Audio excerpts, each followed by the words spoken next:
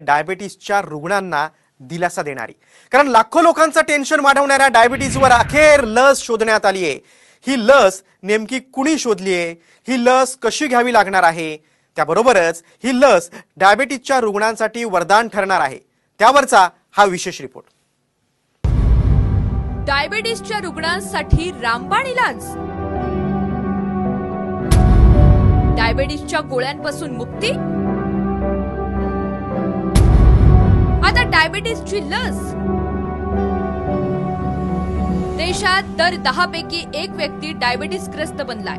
बदलत्या जीवनशैलीमुळे डायबिटीसनं नागरिकांना हैराण केलंय। पण आता काळजी करण्याचं कारण नाही, कारण डायबिटीसच्या रुग्णांना वरदान ठरणारी लस डेन्मार्कच्या नोव्हो नॉर्डिक्स या कंपनीनं तयार केली आहे। त्यामुळे रक्तातील शुगर नियंत्रणात ठेवण्यासाठी आता दररोज इन्सुलिन किंवा गोळ्यांपासून मुक्ती मिळण्याचा मार्ग मोकळा झालाय।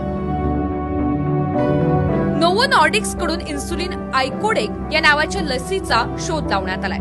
या लसीनं शरीरातील इन्सुलिनची निर्मिती वाढणार आहे। या लसीमुळे दररोजच्या इन्सुलिनच्या डोस पासून मुक्ती मिळणार आहे। लसीला युरोपियन मेडिसिन एजन्सीकडून हिरवा कंदील मिळालाय। नोव्हो नॉर्डिक्सनं भारताकडे परवानगी मागितली आहे। लस भारतात आल्यानंतर त्यावर अभ्यास केला जाणार आहे।